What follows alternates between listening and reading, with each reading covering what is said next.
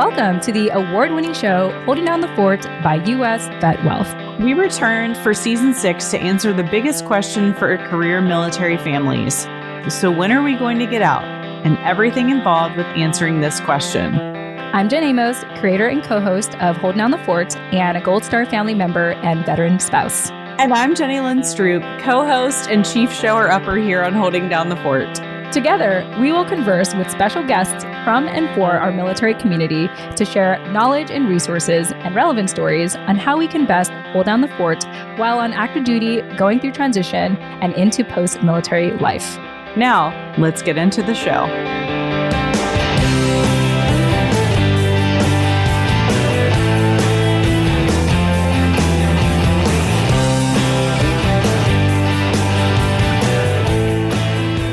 When military spouses come together as a group, they become powerful. A quote by Heath Lee. When was the last time you saw a monument to military spouses? Based on Heath Lee's research, there are absolutely none. Heath Lee is the author of The League of Wives, the untold story of the women who took on the U.S. government to bring their husbands home, and is the founding historian at the League of Wives Memorial Project in Coronado. As an advocate for women's history, Heath tells us the true story of the military spouses who formed the League of Wives, the National POW/MIA organization, and the National League of Families for American Prisoners and Missing in Southeast Asia.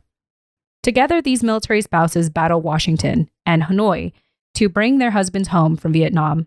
With much anticipation, Heath hopes to see the League of Wives Memorial Project bring the League of Wives Memorial to Coronado. Heath, it was such a pleasure having you on our show. Thank you again so much for joining us. And in addition to that, I want to thank our show sponsor, U.S. Vet Wealth. In the latest episode of the Spouse Benefit Plan by U.S. Vet Wealth, episode 7, Is the Cost Worth the Benefit? A case study of rank 05 retiring at 20 years with the Survivor Benefit Plan. The description of this episode is as follows. Now that we've calculated Lieutenant Colonel Rick Howard's estimated retired pay, which we were able to do if you have been listening to the Spouse Benefit Plan by U.S. Vet Wealth in chronological order, I now walk us through the Survivor Benefit Plan subsidy program to calculate what could happen to Rick Howard and his spouse should they keep the Survivor Benefit Plan. I also elaborate more on the new terms mentioned in previous episodes, today's dollars, future dollars, and opportunity cost. Now, if you're planning on listening to this episode and wanting to get the most out of it, I highly recommend that you follow along by viewing the Heath Lee calculator and the SBP subsidy program, which will be provided in the show notes of this episode. Once again, this is episode 7, titled, Is the Cost Worth the Benefit? A case study of rank 05 retiring at 20 years with the Survivor Benefit Plan, on the podcast show, The Spouse Benefit Plan by U.S. Vet Wealth. With that said, thank you so much to our sponsor, U.S. Vet Wealth. Now please enjoy this exciting episode with Heath Lee.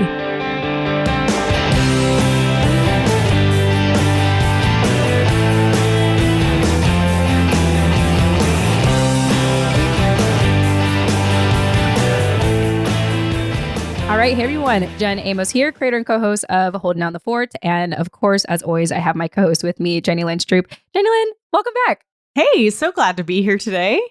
Yes, we had an exciting offline conversation with our guest today, so I want to go ahead and just dive into it. Let me introduce you all to Heath Lee, who is the author of the book, The League of Wives, the untold story of women who took on the U.S. government to bring their husbands home.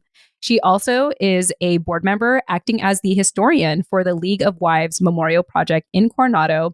And she has a very impressive background, which I'll probably pick her brain about quite often in this conversation. She comes from a museum education, historic preservation, and writing background. So without further ado, Heath, welcome to Holding Down the Fort podcast.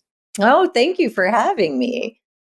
Yeah, for sure. And I'm actually really excited to talk to you because I'm always extremely impressed with people in the civilian world, as I call it, who have a deep understanding and empathy for the military community. And so I know for you, Heath, you have mainly been a civilian your entire life. And yet here you are having published this book, The League of Wives, and really explaining in detail who these women are, what their history is like, which we'll dive into a little bit later. But yeah, I just want to start by getting some opening thoughts from you and, kind of speaking from that civilian perspective.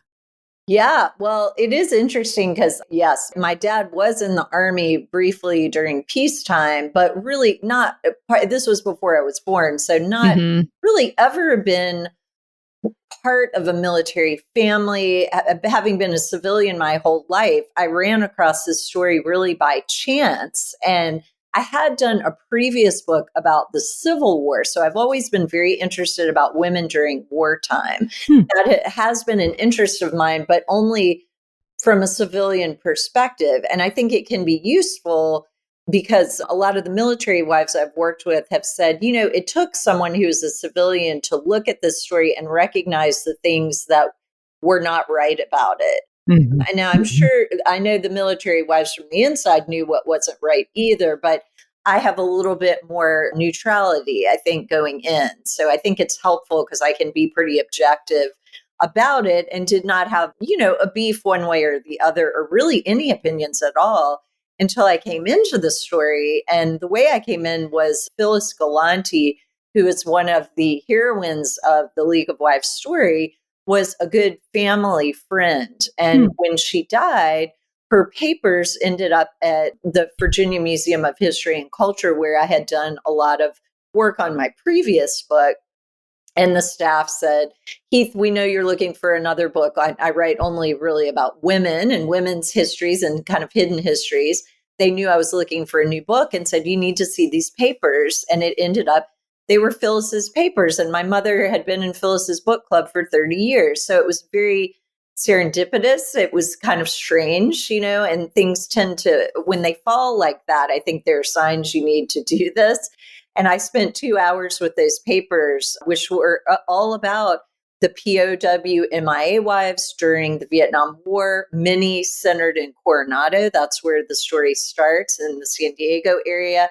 And then many also on the East Coast in the Virginia Beach, Norfolk area, which is closer to where I'm from in Richmond. And Phyllis was living in Richmond, Virginia when this all happened. So it all kind of converged. I looked at her papers for a couple of hours one Saturday and saw that they were full of this epic war story, really, which was about women's empowerment among military wives who were very conservative. They were not feminist, but they became very empowered along the way, fighting for their husband's freedom. So it was just a very interesting story about women that I had never heard of. And really, there was next to nothing written about these women at the time. So that intrigued me. Well, I just love hearing all about this because at Holding Down the Fort, we're all about amplifying the stories of military families, particularly our spouses. I think from a civilian perspective, and this is also me coming from someone who just watched like all of the Marvel Cinematic Universe movies, like it's always focused on romanticizing, glorifying the veteran, the veteran service member perspective. And actually one thing I noticed in the MCU universe is that like, even though they had veterans on the show, like Captain America and Falcon and all that, they really amplified. They didn't display the families. They didn't really do the family side of what it was, what it meant to truly sacrifice and serve in the military. So I love how you're all about amplifying women's stories, women's history. My first opening thought is I'm really excited you're here and all of the things you shared. I love that you tell the military spouse story. I was flipping through your book prior to coming on today. I read it one summer as a beach read. So anybody out there, yes, it's nonfiction, but it is a beach readable. It's genuine. I love that. It is a good beach read. It is. And it's fascinating. And I think I have been a military spouse through the post 9/11 era. And I think I know what really drew me into the book is that I just felt so many similarities. Now, my husband is not a POW or MIA, but between the two eras of service, there are often so many similarities drawn, like between how it started, between how it ended, between how long they both were, but really we do often miss that family story. And I think reading this, there were just so many things that I have felt as a post 9/11 spouse advocating for mental health that I just felt so connected to in this, that, a lot of the things we hear about our era of service is like those invisible wounds of war. And I'm here to tell you, they're far from invisible. And it was like reading some of this about how these women advocated for the release of their husbands and the release of their benefits and different things like that. I mean, I have felt so acutely watching paper after paper and news outlet versus news outlet, all these invisible wounds. And I'm sitting here going, it's not invisible at my house. I am seeing all these things. And so for me, it gave me a lot of hope that like when spouses get together, one of the chapter titles is A Reluctant Sorority. And there are many of us that I have found through my own advocacy that like, yeah, that's who we are. Like we are reluctant to say that this has happened at our house and to our service member. And also we're here to make sure that other people don't have to also join that sorority. Right. Right. Oh, that's wonderful to hear. I mean, really, that means a lot because I do think, in the 60s too, PTSD was not discussed, and that whole thing was only diagnosed during the Vietnam War. There wasn't even a name, it was kind of like going back to shell shock during World War One and, all that, these kind of sort of weird ways to say it that were not really what it was. But that is something that Sybil was so brave about in the book, because that in the 60s and 70s, you were seen as weak if you needed to get help from a psychiatrist. And thank God that has changed dramatically. But I still think, and you ladies could tell me more about that, but I still think there's some shame and guilt around things that should just be treated like any illness you would have. I don't understand why that's still there, but that's true in the civilian world as well. But maybe more so in the military world where you're supposed to be macho and brave and, all of that. So I'm glad to hear that was helpful. Oh, yeah. I mean, absolutely. You're talking about the 60s. My dad served in the 80s and 90s, and he had struggled with suicidal ideation. And yes, he was able to get counseling, but for the most part, it seemed like a Band-Aid. And unfortunately, toward the end of his service, although we don't know the full details of why we had potentially lost him, one of the theories is that he may had possibly taken his life. And there's been evidence that my dad kind of internalized a lot of things. So, I'm here thinking, oh my gosh, like the 80s and 90s, like they definitely didn't value mental health. No. But you're telling me about the 60s. I'm like, oh my gosh, I can only imagine, what the 60s are. And even fast forward to today, although Jenny Lynn and I are huge on talking about mental health on the show, we probably bring it up like every episode practically. Right. One thing we talked about with our last conversation with Grant Kahn is that you're taught as a sailor to put your shipmates, and then yourself last. And so I think that's part of the stigma is like, well, that's not part of the priority list to put your mental health first. Interesting. See, that helps me. I mean, I always learn something when I talk to military spouses because that's interesting. I did not really know that, but it makes sense. And, there's a lot of stuff in the book too about the code of conduct and how they had to revise this for the POWs who are told they basically have to die, and not give up anything. And that was not realistic when you're being tortured for 8 years or 7 years. They had to bring down their expectations of mentally how much they could take.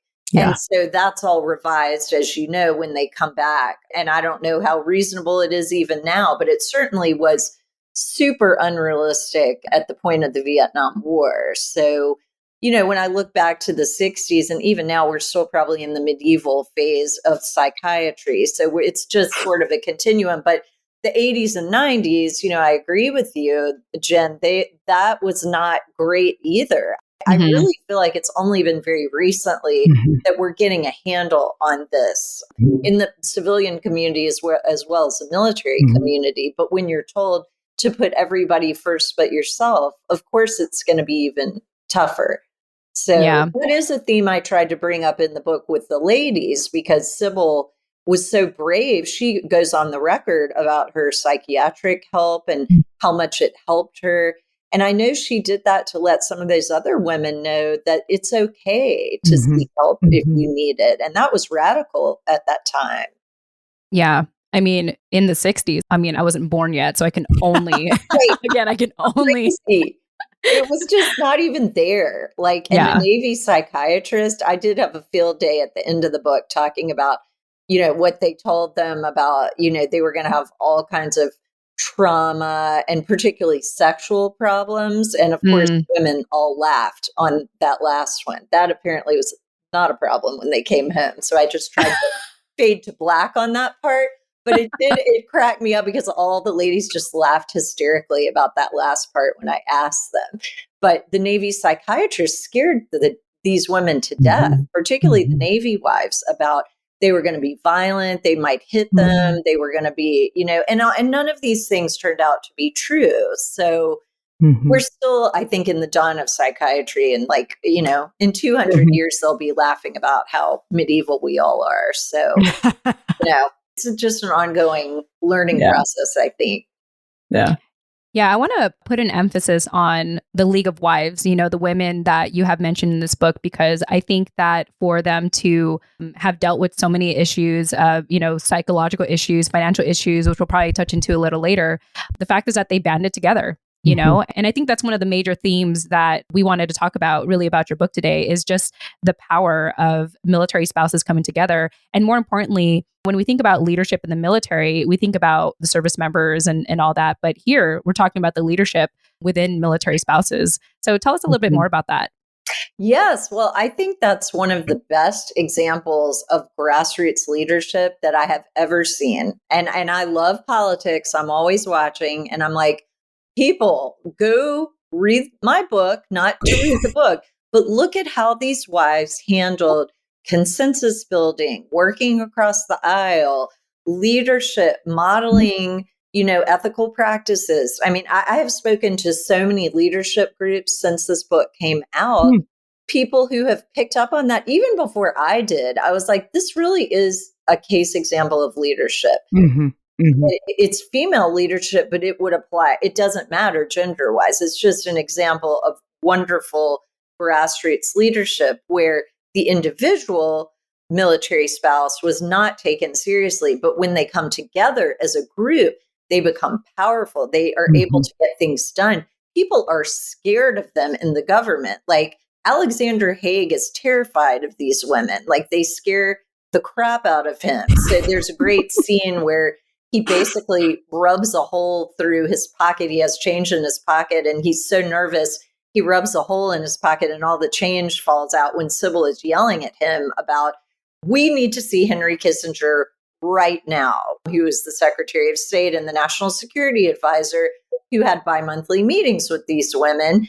One, because they wanted to help, but two, because the Nixon administration knew these women were political allies that they needed. They needed to get them on board. They were voters, big time voters, and, allies if they were treated correctly, which Nixon realized LBJ did not, but that's a whole other thing we can get into. So, for the leadership, you could not find a better case example of this. And it really is, the individual voice is often lost, but the group sort of dynamic, that is what pushes these women through and gets national attention and international attention. Yeah, absolutely. Jenny Lynn, being an active duty military spouse and being heavily involved in the spouse community, I'm sure you have some thoughts about this. Of course I do. I mean, and also I'm looking at all of my notes in the book, and Heath just spoke to it a bit, but one of the things she writes about over and over in the book is like how in this situation, rank and who your spouse was really melted away. Yeah. And that working hard and collaboratively was what defined the wives. And then, there's another line. It says, instinct and common sense were rapidly taking the place of protocol among wives. And I think that, again, as an active duty spouse from the post 9/11 era, like those are the things that I continue to see as a spouse, just kind of over and over, is like, there are all these issues that we face as military families. Now I am the Armed Forces Insurance 2022 Naval Station Norfolk Spouse of the Year. And so I got to spend a week in May with other people who both won this year and are alumni of the program from other years. And it was literally walking into a room of these, and now it's spouses. It's not just wives. Right. There were male spouses too. Right. Who have seen an issue in our community and gone, hey, we're taking this on. And it's everything from food insecurity to, crummy housing experiences with privatized housing to a lot of mental health folks. I mean, it's really, there are needs there. And because we are able to both operate without rank and without the protocol required by the military, there is a great groundswell of people, through every service era that are able to come together and really make change in our community. And again, I kept seeing that throughout the book. And it was like, for me, it was very much like okay, you're on the right track. Like, if this is the thing that is motivating you, like finding the other people like that is going to keep going. And it was like, okay, even if it's hard, with the right group of people, you're going to be able to make change. And I'm happy to say, like, my mental health advocacy journey started in 2013. So gosh, almost 10 years. That sounds so weird. Wow. And I do believe that we've seen some change because of the many voices out there that are able to operate both within the military community, because we, spouses straddle this weird gap of, we have access to all things military with an ID. I can get on base. I can, do all these things, but also I'm a civilian. And so there's, that level of, like, you talk about Sybil and the other wives in the book, like, there is a level of, we are able to go to Congress and advocate for things in a way that our active duty service member is not, because they're wearing the uniform. And so learning how to use that power for good to make change for the community is just, I love that about the book. And like I said, it really resounded with me in a way that was like, okay, like, this stuff does matter. And there is a way to make change from within. Oh, I love hearing that too. And I see that because I'm connected now with all these groups and different people and where you are, Jenny Lynn, as well as in Coronado. And it's amazing what Navy spouses are doing. That's what I think Sybil, if she were alive, would be so proud of, is that they were, kind of the ones that broke the mold. And then it goes from there. It may not be like always upward, onward and upward, it's up and down, but it's amazing the difference that I'm seeing now versus what I studied in the 60s and 70s, where they really were told to keep quiet and shut up and stay out of the way. It's like unbelievable anybody listened to that, but it's true of women across the board in both worlds. Things are changing, thank God, a lot. Yeah. So that's great to hear. Well, it's funny. I see reference in here is like the manuals, the spouse manuals. Oh God. Yes. Which, like, I would be willing to say most people of my service era, like, have no idea those even exist, much less like follow them. And so it's really, it's fascinating to see the parallels, but also the great disparities. And like, I only have the Navy Wife book because I was working on doing a new edition of it. So I bought an old one. Like, I have an original, like, World War II era, like the Ford was written like right after Pearl Harbor. And it and I have loved it as a historical document. Yeah. And also was like, oh my gosh, I cannot imagine being handed this like the day you become a Navy spouse and them going, so just follow all this and you'll be good. Because really, unbelievable. It's great, having your white gloves and doing your tea and having like appetizers in the refrigerator at all times. But like the real nitty gritty of like Navy life isn't in that book. Not in that book. Nor are the W's. What do you do? I was like, where's the chapter? My husband's been shot down. What do I do? Notice not in any of them. And I was working from 60s manuals where obviously World War II had happened and Korea had happened. Not one thing in there about that. So what does that say? I didn't analyze in the book, but I think in retrospect, what that says too is that it was seen, I do mention in the book, it was seen as a bit of a contagion. If there was a wife, at this time, only women, spouses, that we didn't have male spouses at this time, but they were made to move off base too, in many cases after 90 days, because they would infect, was a word I saw, like infect the other spouses. It's a morale thing, because if it can happen to one spouse, it can happen to anyone. So it infects morale. It brings everyone down. There's nothing really that's helpful in there about that. There are some helpful things that I give credit for, like deployments and how to handle it, protocol, etc. but a lot of it is about making Jello molds and dressing a certain way. There was even a list of like negligee to have on your wedding night. Okay.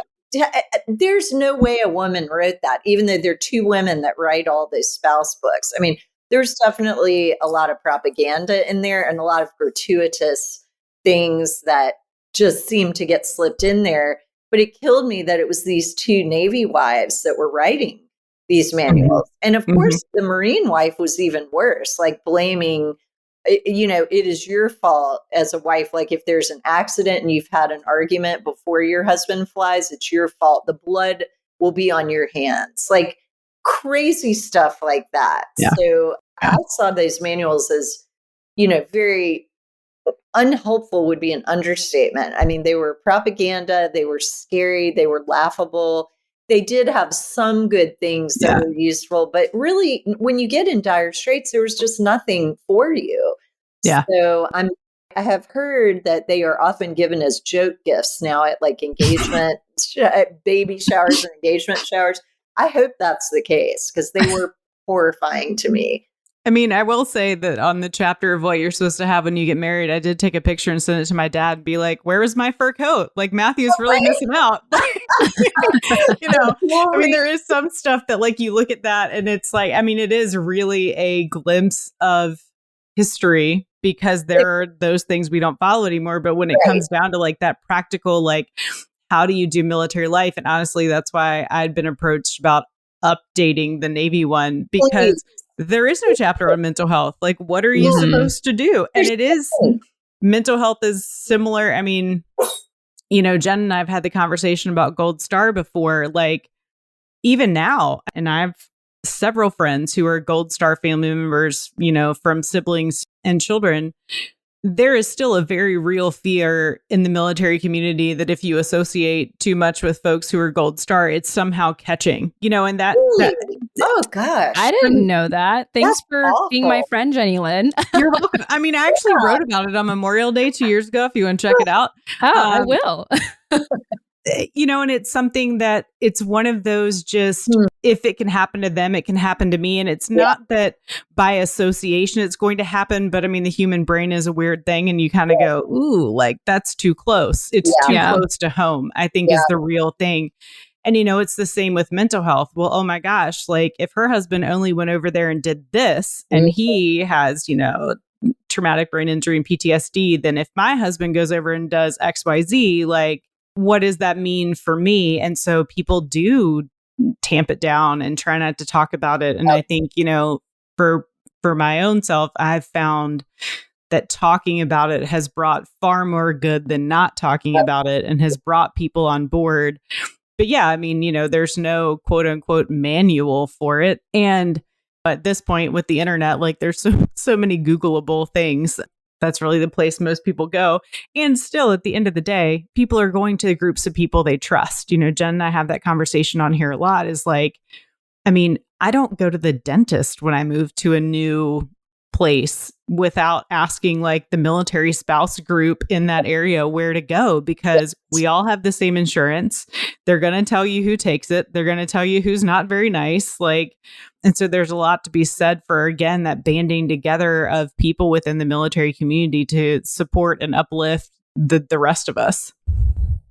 Yeah, I think that's really powerful. It goes back to sort of the thought of, we're better together, we're stronger together kind of thing. And that African proverb that goes like, if you want to go fast, go alone. If you want to go far, go together. And to, this whole conversation is really, I mean, so far the theme, what I'm kind of getting is just that the importance of community.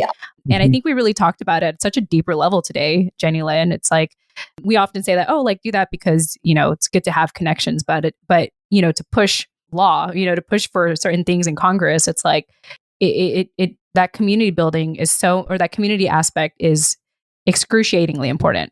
Yeah, absolutely. And I try to give, be fair in the book, even about the protocol guides, because the one thing they do that I think is helpful is to present to these new spouses the community that's there and the resources that are there. So that is why I don't throw those books completely under the bus.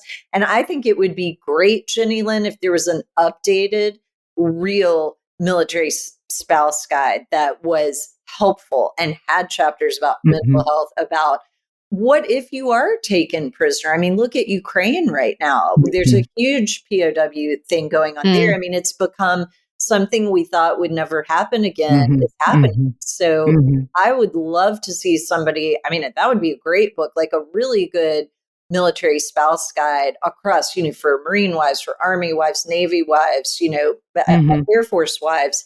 Take that basis and make it good, make it not propaganda, make it a useful tool, which, I mean, I think it was half meant to be a useful tool and it was half used by the military as a propaganda tool. So let's take the propaganda out and make it 100% a resource guide. It'd be a wonderful book to have. So, and that was presented. This is your community. This can be helpful to you. These are the resources. That was the value in it, I think. Yeah, I'm just reflecting on everything that you all are sharing. And before I get to my next thoughts, I want to go ahead and share an ad from our sponsor, US Vet Wealth. For our service members at the rank of E7, E8, E9, O5, and O6, it's a fact that you've invested decades to earn your military pension.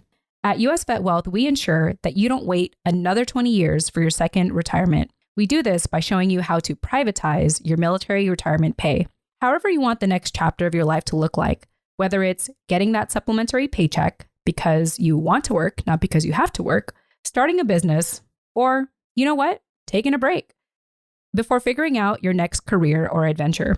Privatizing your military pension will give you the ability to decide what autonomy, impact, and work-life balance could look like for you in post-military life. Download our free white papers today titled Navigate Your Retirement Pay and Survivor Benefit Plan Alternatives to learn more.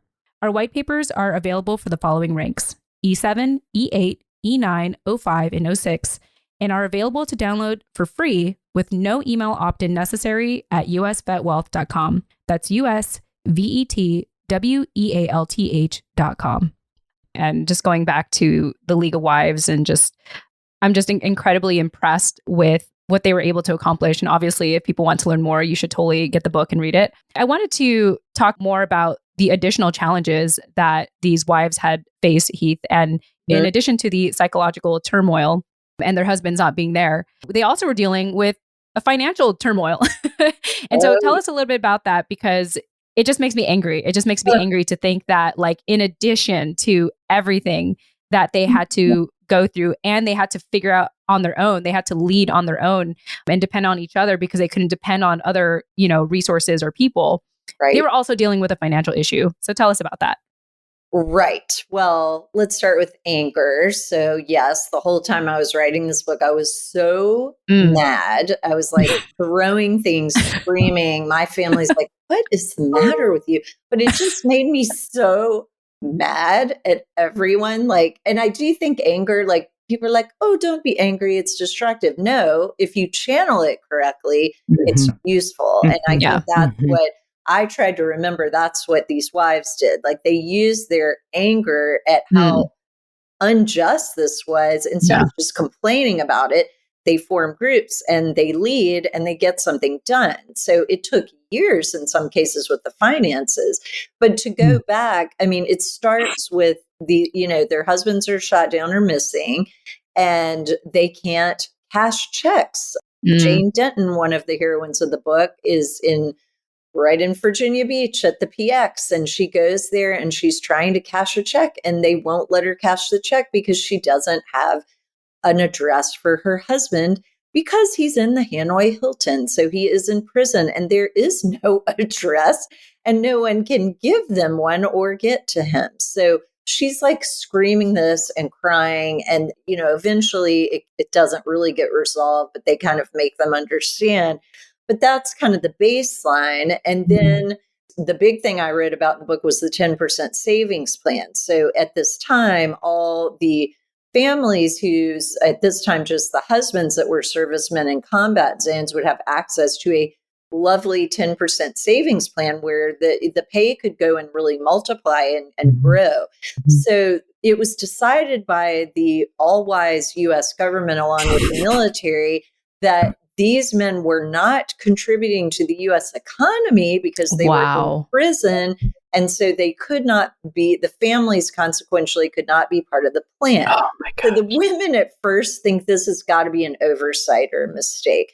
And they go to the Comptroller General, and I found the papers where the Comptroller General of the United States rules that no, they aren't contributing to the U.S. economy, so these families still cannot contribute. And this is when Sybil and her gang go on the warpath, and they're like, what the living hell? No.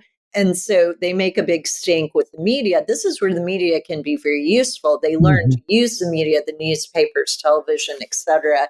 Obviously, we have no social media at this time, but what's available, they use. And within a year to a year and a half, they did resolve this so that these families could be participating. But the blood, sweat, and tears they had to put in for a basic right, that was probably one of the things that made me the maddest of all in the book. I mean, in addition to the blatant sexism that was just across the military and across the government, even worse in the government, it was just outrageous. So, they're resolving this while being chased around the desk of congressmen. Like there was a lot of that going on, which I didn't honestly write enough about in the book, but many tales about that when they go to DC. I mean, it's unbelievable what things we would never have to put up with now, or hopefully not, were just, normal. This was just baked in to the fabric of how things worked. So that was very anger inducing, to say the least.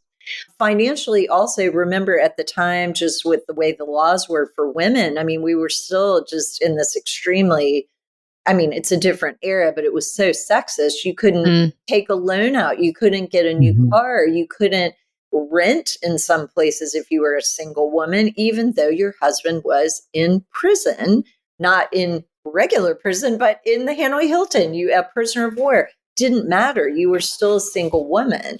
So it was just rife with all kinds of financial injustices, some due to sexism and some just due to the military and the government being willfully blind to the problems of military families.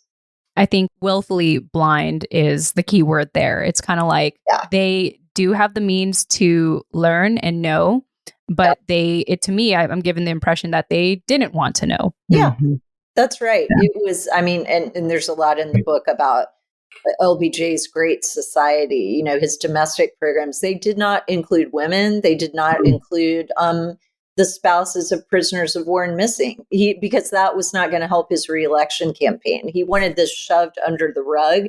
And I do think that was part and parcel of why they were denying a lot of this financial assistance, because it was, this was just going to make a big stink. Well, that was stupid, because the wives then used the media to make an even bigger stink to get it resolved. So it was also politically really dumb. But I enjoyed that part.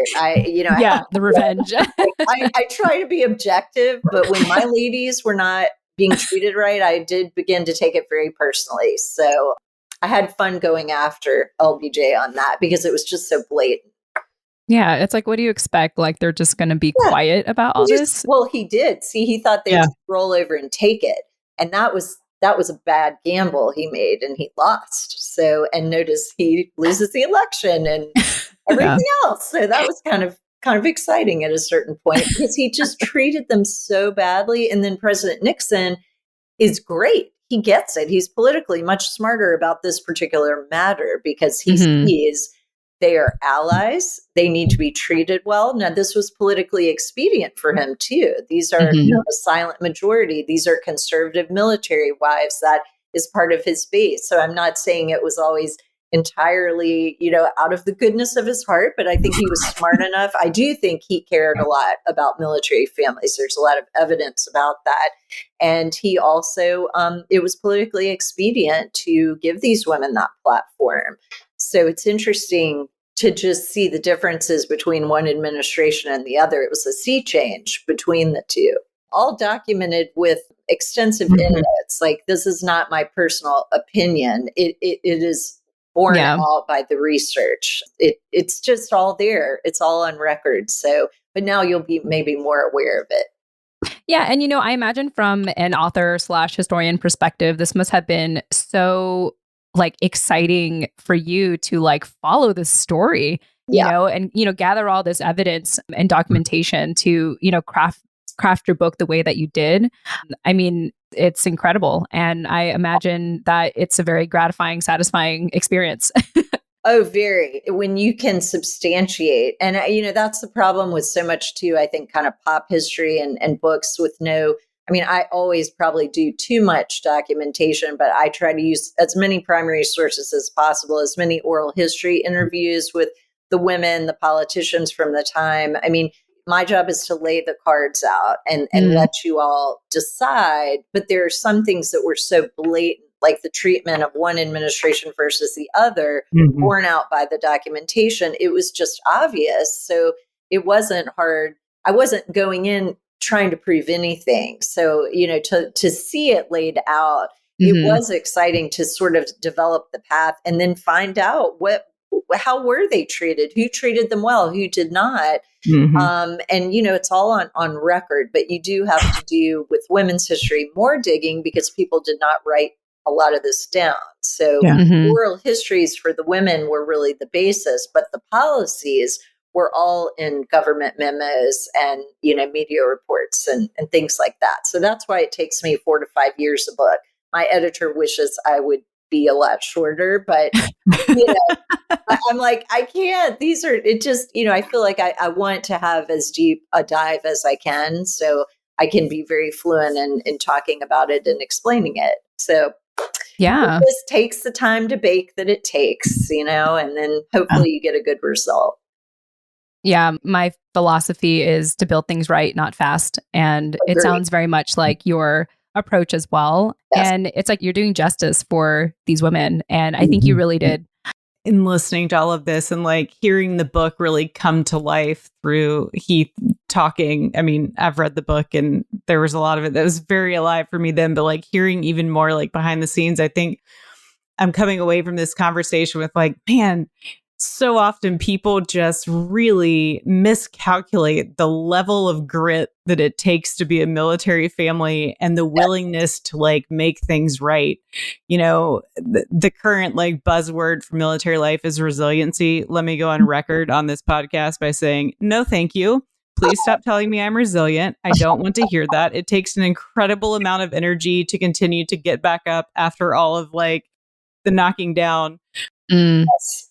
I think the term we prefer in our family is gritty. We got a lot of grit to be able to continue to stand our ground when things don't quite go our way. And the other thing that came to mind is there were a lot of things that seemed to be swept under the rug or, it'll get better if we don't deal with it.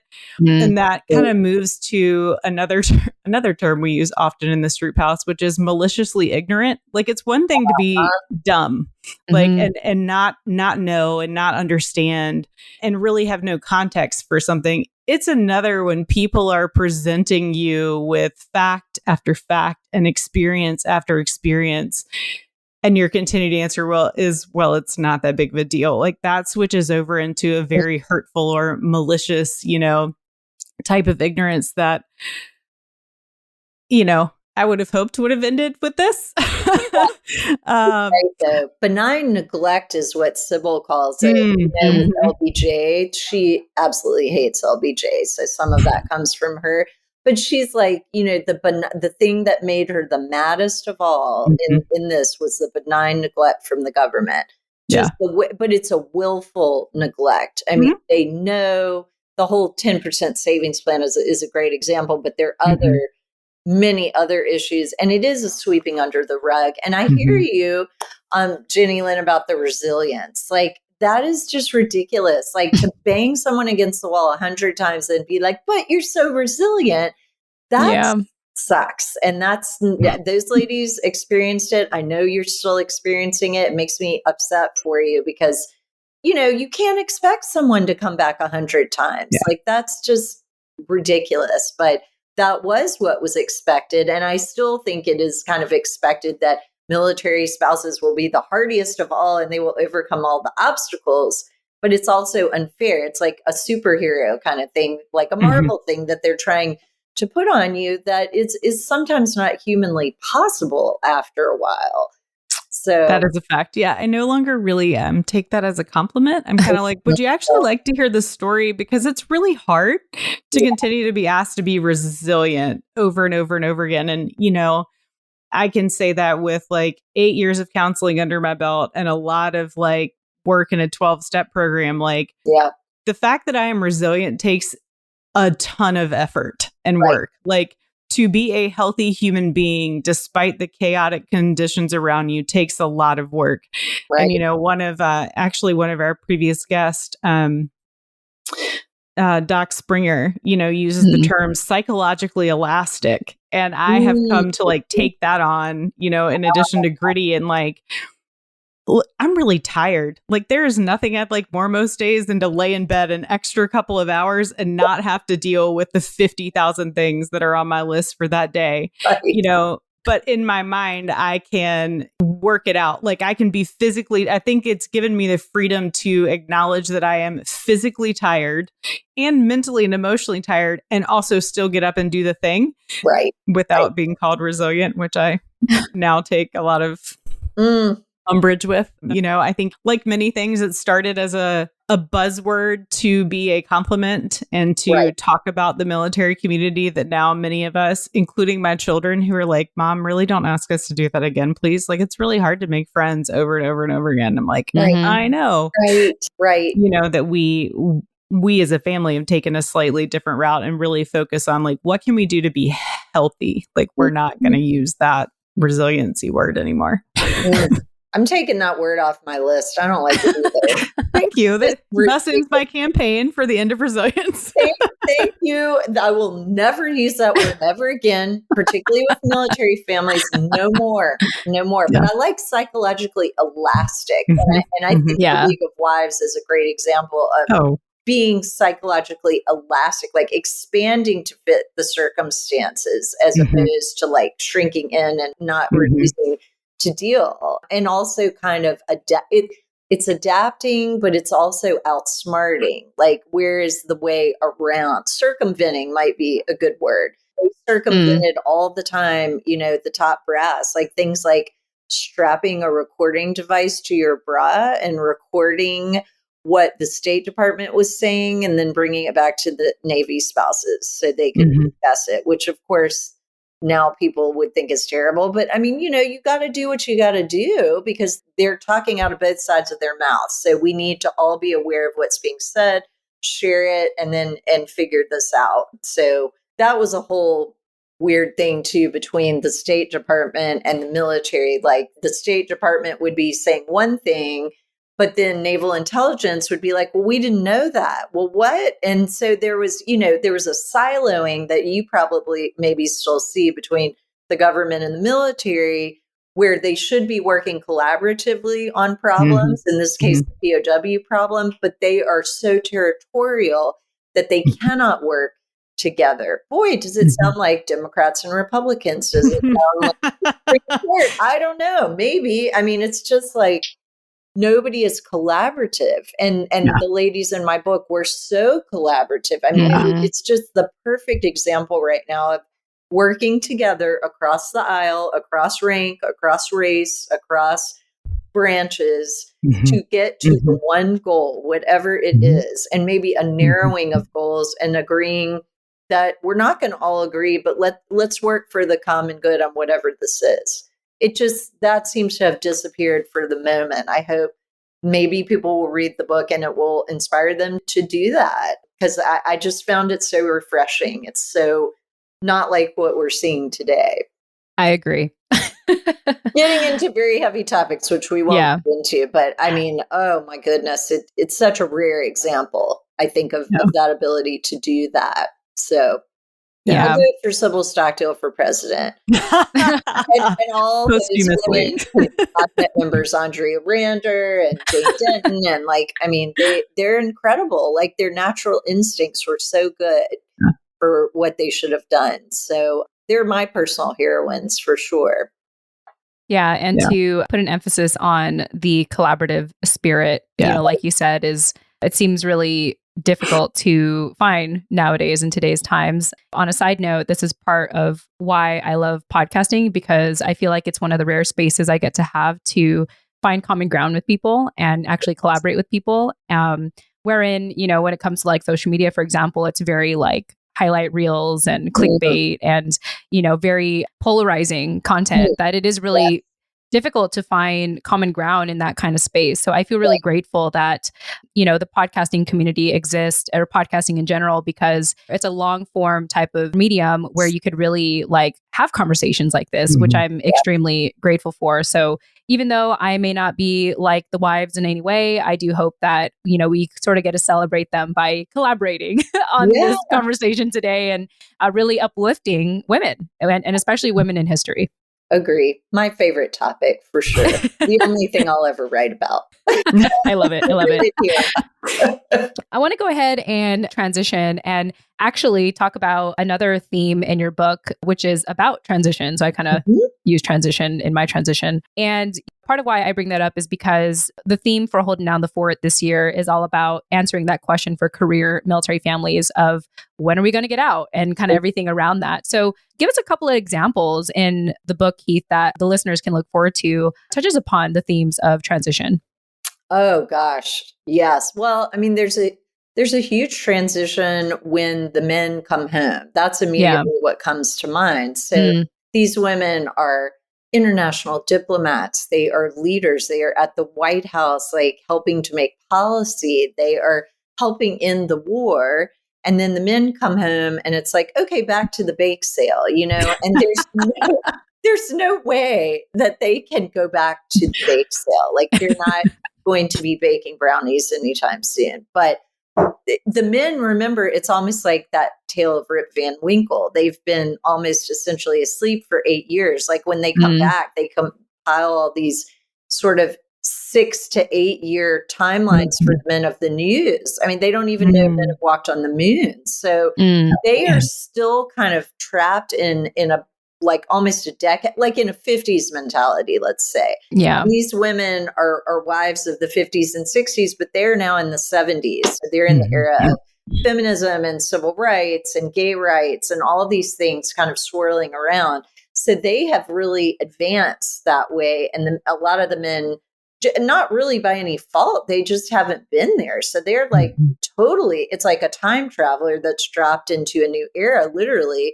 So the big transition, I think, is first with the wives and the husbands, like adjusting to each other, adjusting to a switching of roles there, and also adjusting to the fact that the women are the rescuers. Like, remember, we all know pilots, right? Like another favorite subject for me, and of course I love Top Gun and went to see that and had to go see that, as cheesy as it was fun. And I love seeing all the, the jets and stuff. Like I have a weakness for that, but these guys, I mean, they're super cute, good looking, usually, yes. And they're total badasses and they know it. So that's not good because they know it. And these women are essentially married to, to Tom Cruise, to this maverick kind of person that used to be a badass, but now their wife has rescued them. So I think that's for them kind of emasculating to begin with. So some of them have major problems with that. Some of them do not, on the other hand. Some of the most masculine men in this, Jerry Denton's a good example. Jerry Denton is like the Bruce Willis of Vietnam. Like he is a total, like, you are not going to tell me what to do. I'm going to resist to the fullest extent. He's very masculine, but he gives his wife full credit for his rescue. And same with Jim and Sybil Stockdale. Like those guys like totally know that their wives did that. Now it takes them a little while because they don't know what the women have done until they get home. But when they realize it, they fully acknowledge that. Some of them are not that way. Some of them, I think it's been very hard to acknowledge that role. So there's a lot of transition between the male and female role, the who's in charge, who's the leader of the family, because these women have also had to be the leader, the mother and father, essentially, to the children. So then there's the children, the transition between having no dad at home, not just mom, but a mother who is mother and father, And then they have this person that in some cases they don't even know because they were like 2 years old when they were shot down. Mm-hmm. Or the MIA families where dad never comes home and they don't know, they transition from maybe knowing that he's missing to knowing he's been KIA, he's been killed. You know, a lot of that happened towards the end of the war. So, I mean, it's a huge shift in so many ways. But the one, I guess, that interested me most was the leadership roles, you know, the transitioning of being an international diplomat and spy. And in some cases, I don't know if that word is really the best word, but, you know, working with naval intelligence, to being a mom again. And that was really hard. Civil rights about that, how difficult that was to basically come back down to earth. And even though it was a horrible time, that she would never know a time that exciting again. So it's just full of transitions, getting back to being a family, you know, after not being together for so long. So I could go on and on, but that's really the top stuff that comes to mind. Yeah, it's very interesting how, you know, there's a lot of transitions internally and then there's transitions amongst the family members. So I do appreciate you kind of giving those examples and not sharing everything because obviously we want people to check out the book if they want to read more. But Jenny Lynn, just wanted to get your thoughts on anything that Heath had shared.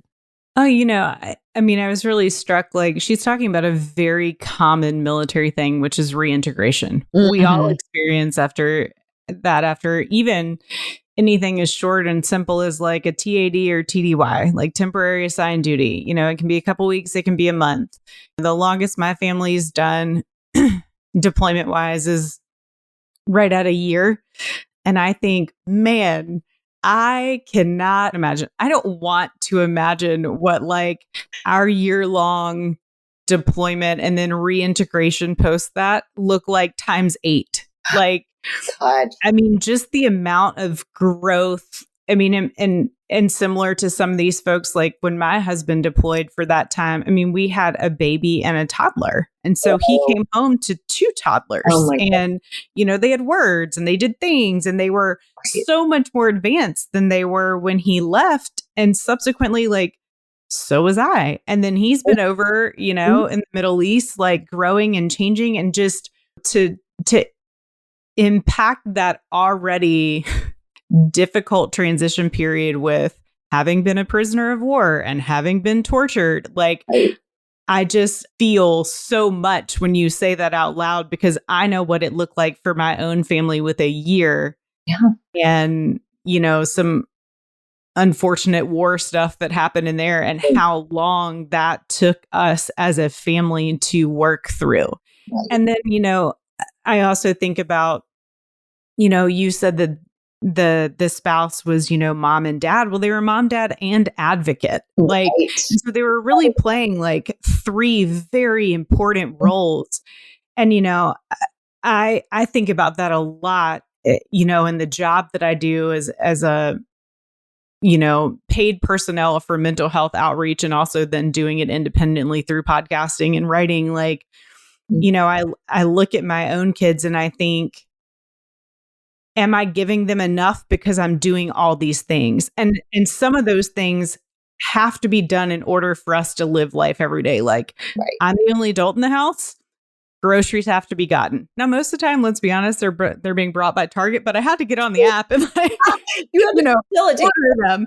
But, you know, I mean, thank goodness for modern conveniences. There are some things that I'm able to like automate and farm out these days. But it's like, you know, some of the things, like I'll give you an example. Yesterday, we were driving home from an unexpected trip to take care of a family member. And my husband stayed behind. He's still with that family member, like working through some healthcare stuff. And so I drove 12 hours with my boys back to Virginia. Gosh. And one of the things that came up like right before we left, my husband was like, the brakes on the van are being a little weird. I'm like, oh, that's great. I'd love to drive, you know, 600 miles in 12 hours with the brakes being a little weird, you know? And so I'm like, my anxiety is, you know, about eye level. Yeah. But that's not something I'm going to share with my kids. Like, I'm not going to freak them out on the way back home. Right. But it was like we ended up, as we literally pulled into our neighborhood, like I shared that with them because then they were arguing about something and they're, all these other things. There are always all these other factors, and your kids never have any idea that level of like things that you're holding for them so that they don't know all of the things. And, mine are at an age now where like, as we pulled in the driveway and I told them I already have an appointment for the van, I was like, so on top of like doing the driving and doing the packing and making sure we stop for lunch and then, mediating between the two of you, like I was holding on to the fact that like the brakes on the van are probably not at their best. And my youngest was like, well, now you freaked me out. And I was like, well, of course it did. That's why I didn't tell you. And it's like, is this, as a military spouse, I've become so used to holding those things, like to make sure that all of my people are okay, having to reintegrate and then share that, not only share like parenting responsibilities and being a part of our kids' lives and being a partner again, but like sharing those worries and things was really kind of the biggest hurdle. Yeah. Like my husband and I had post his last deployment was like, I'd been the keeper of all the hard. Yeah. And, I can only imagine that after like, you've done that for 8 years, because when you have toddlers, like you're not going to your toddler and going, so your dad's been shot down and we're not really sure where he is. Like you're just, I'm not sure. Like, I mean, I've been that mom. I'm not sure. Maybe he'll call later. Like, so to have to do that after 8 years, like the fact that several of those couples were able to work through that and stay married and then go on to do continue the service work that they'd both done is really incredible. Well, and I think it goes back to the other spouses too, the other military spouses. Like a lot of those women said, these were my sisters. They were meant more to me than my blood relatives who did not understand what was going on. But this reluctant sorority, we got it. And I didn't have to explain it to them. I could go with those worries you're talking about. Like I could unload that because they could not do it with the children. You're right. You hold that back. And, the spouse, if they're deployed, they're not dealing with that like today. Right. And, these guys obviously in prison had all kinds of other horrible stuff they were dealing with, but the women were the keepers of that hard stuff for years and years. And if they had not had those sisters, I think mentally their mental health would have been so much worse. So that's something they all mentioned to me. This is the great side of military life, is these women that get it, and you don't have to explain this to them. So I hear you on that. It's hard enough to just get through the day sometimes. So they had that plus, oh gosh, my husband's probably being tortured right now. And like, when will they ever get back? So it's pretty incredible. Jenny Lynn, and you sharing your story, it just kind of inspired me to probably call my mom later. So thank you for. There you go. Good. Well, happy to be of service today. You're welcome. I mean, I love my mom, for the record. I definitely can acknowledge, though, that I don't call her enough. So for all the sacrifice that. Yeah, for sure. So that this was a great conversation to remind ourselves how incredible spouses and moms are and everything. Well, Heath, I want to end on an extremely exciting note after I talk about our sponsor, US Vet Wealth. For our listeners, if ever you're curious to know about our show sponsor, US Vet Wealth, I highly recommend that you check out our website, usvetwealth.com. That's USVETWEALTH.com. In the recent months, Scott and I and our team have been working really hard to revamping the entire website so that it's more user-friendly and, more importantly, provides digestible content for anyone, our military retirees, service members and military spouses to understand. And so I highly recommend that you check it out. One thing I want to do is give a shout out to some of the testimonials we have on our website, because it's one thing for us to let you know what we do as a company, but it's another thing to have satisfied customers and supporters of our community to really share what we're about. So I want to give a quick shout out to Gary Redman, who's a Navy pilot. He has a testimonial on our website that reads the following. I can't say enough good things about Scott and the products he brings to the table when it comes to helping veterans navigate the military transition process. As someone who is currently going through the transition process, he helped me think well beyond my finances into career progression. He is a must when considering a mentor to successfully transition the military. Thank you, Gary, so much for that testimonial. And of course, to our listeners, you can check that out, read more and learn more about Gary at our website, usvetwealth.com. Another person I want to give a shout out to is retired Lieutenant Colonel Greg Lee. This is what he has to say about our company. I knew that if the government told me something was good for me, it probably wasn't telling me the whole truth. US Vet Wealth exposed the secrets behind the Survivor Benefit Plan and VGLI, critical financial decisions I needed to make upon retirement.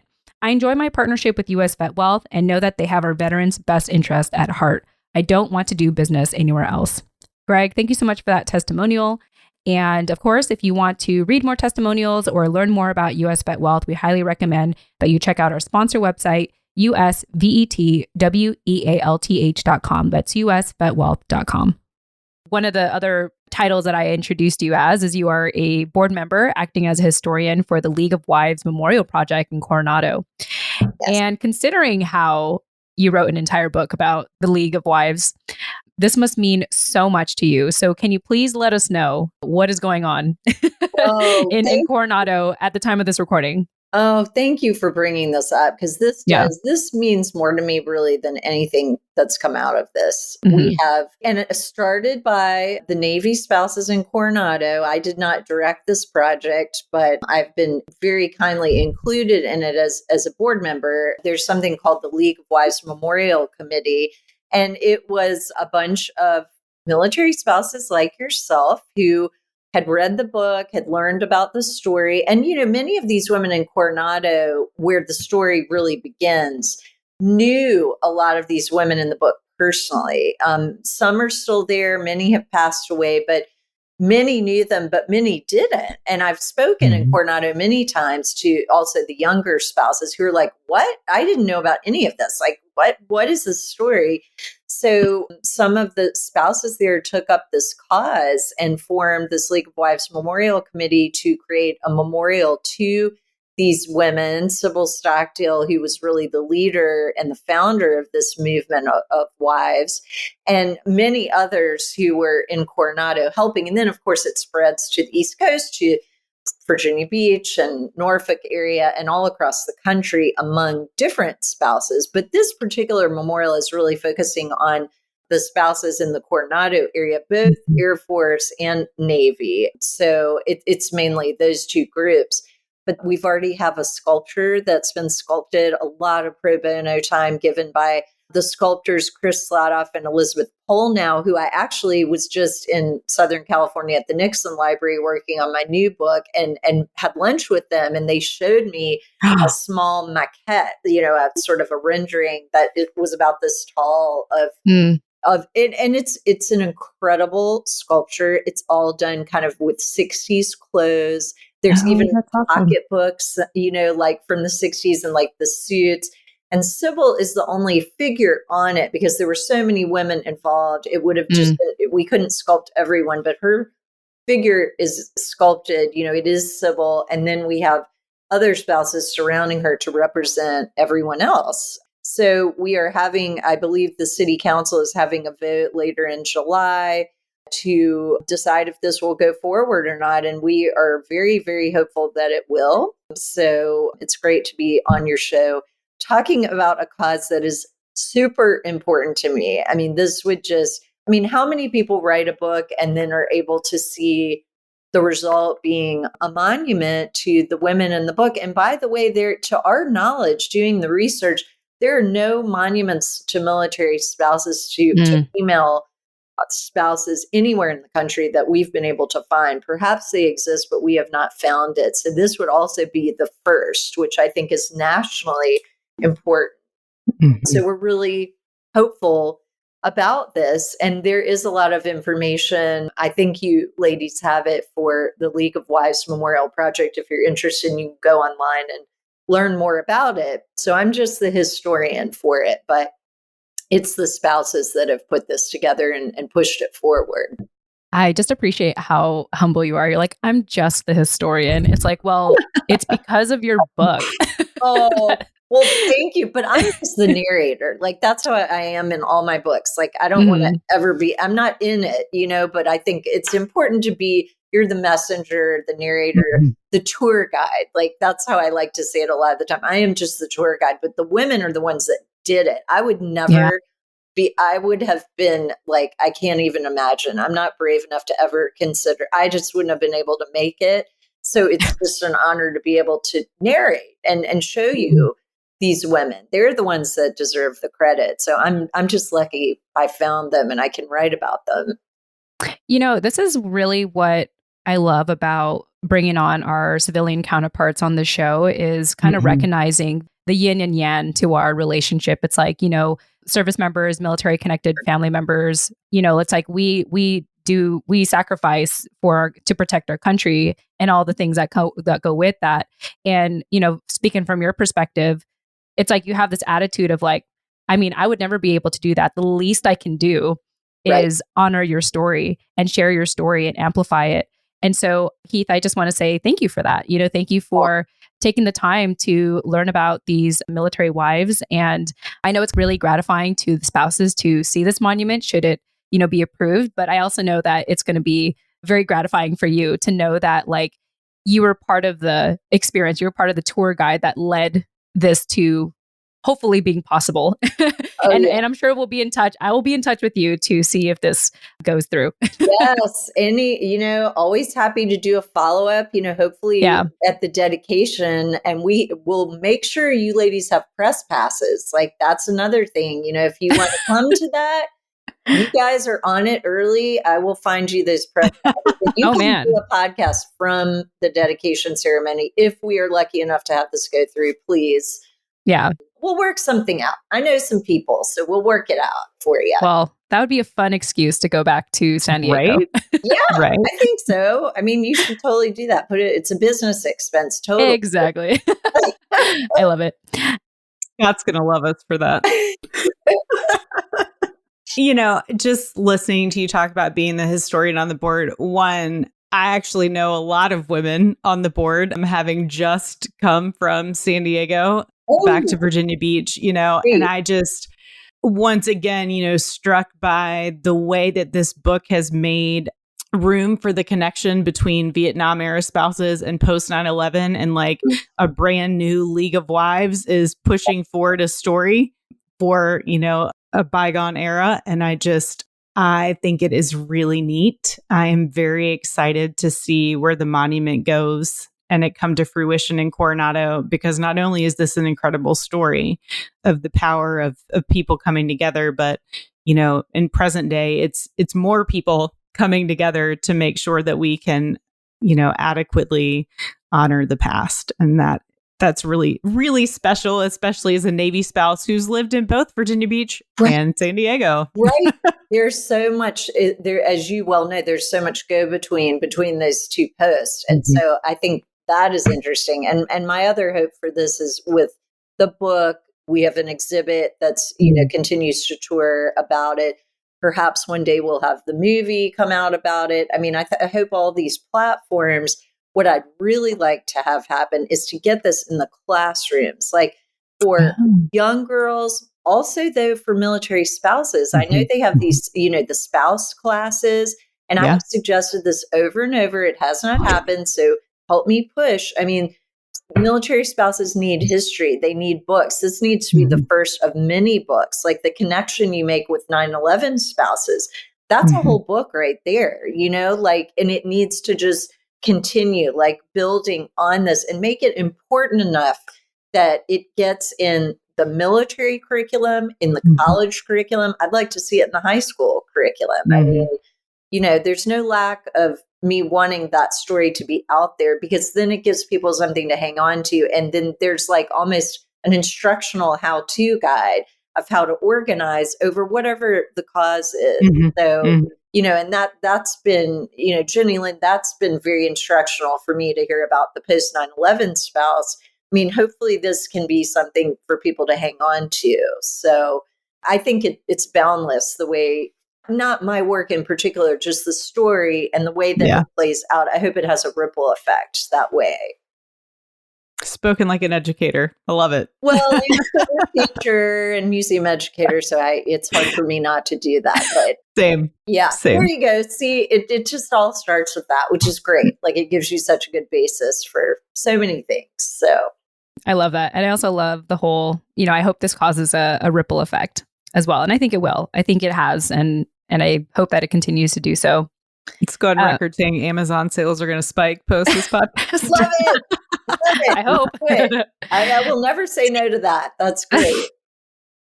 I think as we wrap up here, Heath, I'd like to get some parting thoughts from you and also some call to action. You already mentioned some just now, like, study this book to learn how to organize and stuff like that. But Yes. to ensure that should this monument come through, do you have any advice on how to ensure that although this is the first, it doesn't have to be the last? What can our listeners do moving forward now that they've listened to this conversation? Yeah, well, I think, leadership and organizing, that's been kind of one of our big themes today that's just come up naturally through speaking. I mean, I think this is a case study that people should be studying across the board in leadership.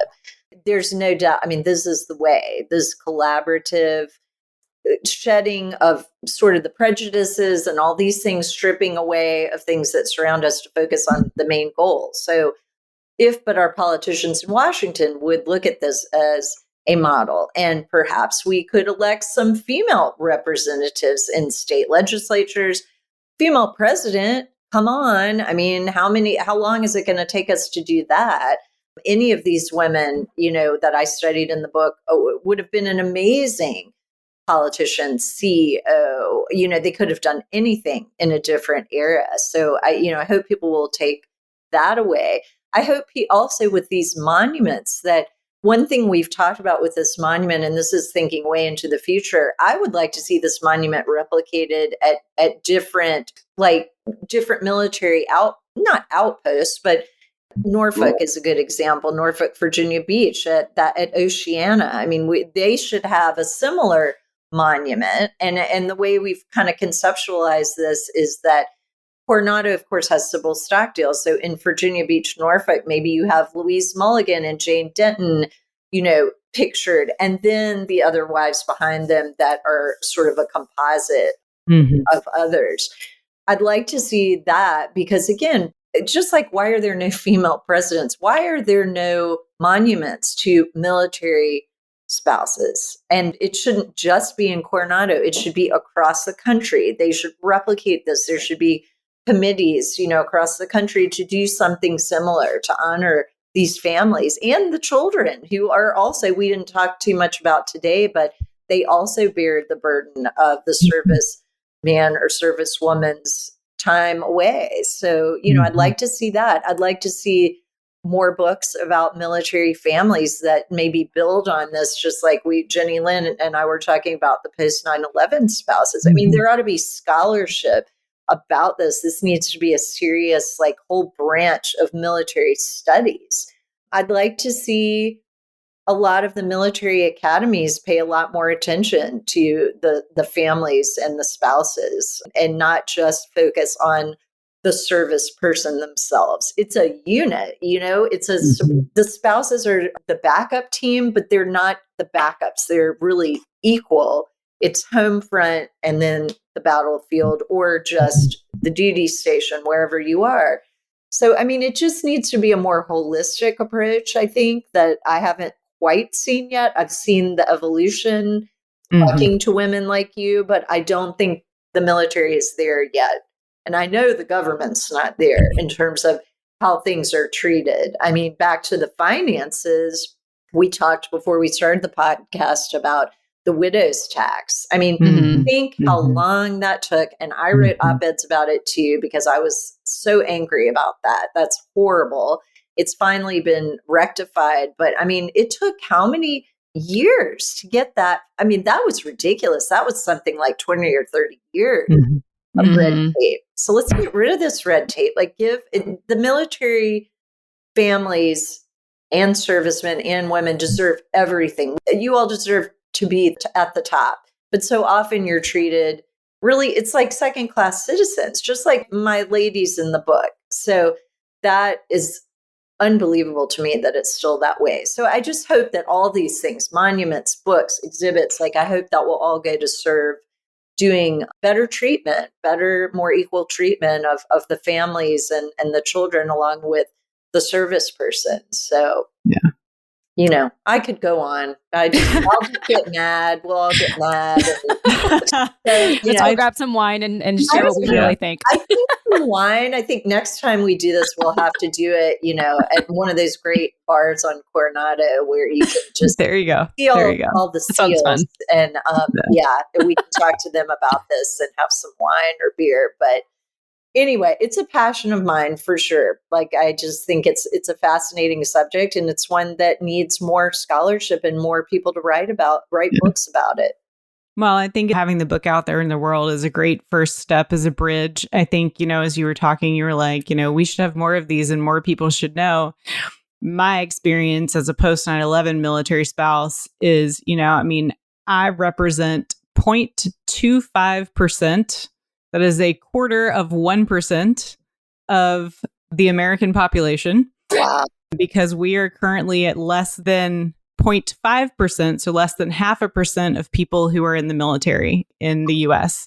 Wow. And so, it has been my experience that I'm sure there are lots of people, if we have civilian listeners listening to this, who this is going to absolutely open their eyes to the kinds of things we do. My personal experience is that I am the person that brought my own civilian family into this military lifestyle. We did not live it prior to me marrying somebody in the Navy.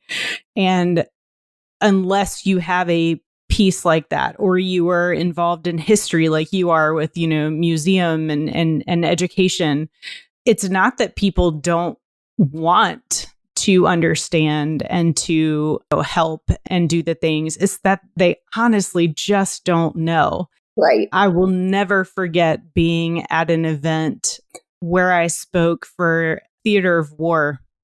And it's basically sharing your experience with war from whatever, viewpoint you have. And so mine was as the military spouse at home while my husband went to war, both on a ship and both on land. Wow. Which is weird for the Navy anyway. Yeah. And after this event, there was like a cocktail hour and people were encouraged to speak to the panelists. And I had a woman come up and go, I just didn't know there were people like you. And I was like, wow. I don't know what to do with that information, and here, like almost a decade later, there are so many things I wish I would have said, like, well, tell me more about that. And I'm happy to tell you more about me. Mostly then I was just shocked, like, what do you mean? Like, did you really not think that people who go to war have families at home? And it just, if you don't see it with your own eyes, it's hard to know it's there. And so I think, you having this book out there and telling this story of these women who are part of really like a volunteer, during Vietnam, there was a draft, but let's not get into that. But now currently the current, is all volunteer. Like, it's hard to know all that's happening because it's not affecting your daily life. And so having books like this out there and a monument saying like, hey, this is an important piece of our history is really a great bridge to getting more people on board with the lifestyle the military families lead. I appreciate that. I think it is it's awareness, just making people aware. They aren't, what they don't experience, they don't have empathy for unless you put it in front of them and show them. Right. So, yeah, I agree with that. Yeah. And that's why we're so grateful to be doing the show. In this day and age, I'm really grateful to have this opportunity to amplify people in the community and for the community. And Heath, you are a part of that. So thank you again for your heart and everything that you've done to really document these stories in your book, and just crossing fingers for the monument to passing Coronado. We will keep tabs on that. And last but not least, why don't you let our listeners know, should they want to reach out to you or learn more about the monument, go ahead and share some resources right now, some links or possibly ways to get in touch with you if they want to reach out. Sure. So, and perhaps you all can post them I can type them in the chat, or I can just say out loud what they are. But yeah, you can say it out loud, and you can put it in the chat if you want, because I could just copy and paste it for the show notes. Oh, great. Okay. Well, Yeah. yes. So I will put in now the League of Wives Memorial Project. I think I sent earlier, because I think you have that. And then I got my website, www.heathleeauthor.com. That's where you can find out more about me and my books. I'll put that in the chat. I'm trying to think of other things that would be useful. Yeah, well, the League of Wives Memorial Project, which I think you have. Those are probably the two best ones to find things out about this story. And then there is a touring exhibit called the League of Wives Advocates and Allies that I curated through Bob Dole's, Senator Bob Dole's Political Institute. That is touring the country.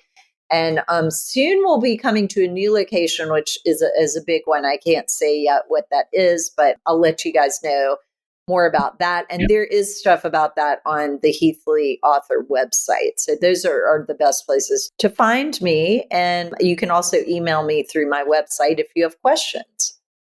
Perfect. Well, Heath, it's been just such a pleasure chatting with you today. I know Jenny Lynn was extremely excited for this as well. So Jenny Lynn, any parting thoughts to Heath before we go?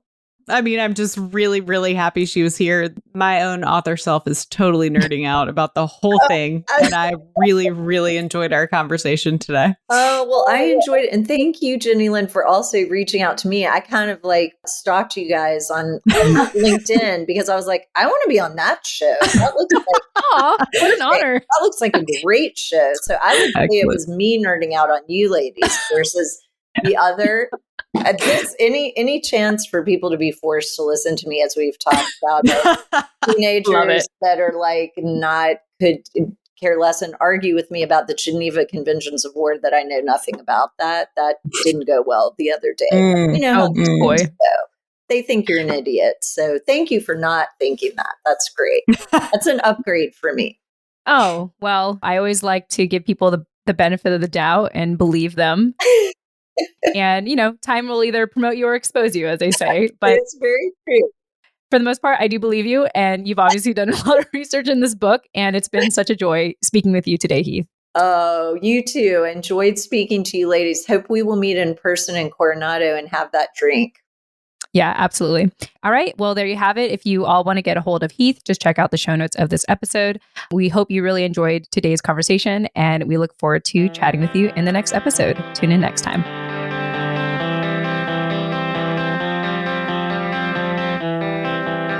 Hey, thanks again for joining us at Holding Down the Fort by U.S. Vet Wealth. Once again, I am your co-host, Jen Amos. And I'm Jenny Lynn Stroop. Thank you so much for listening to our show. If you've gotten a lot out of our conversation today, be sure to leave us a 5-star rating review on Apple Podcast or Podchaser. Or you can leave us a kind LinkedIn recommendation on our LinkedIn profiles. Learn more about Holding Down the Fort by visiting holdingdownthefortpodcast.com. And there you'll also be able to find us on social media and how to contact us directly. Thank you all so much for joining us. Until next time.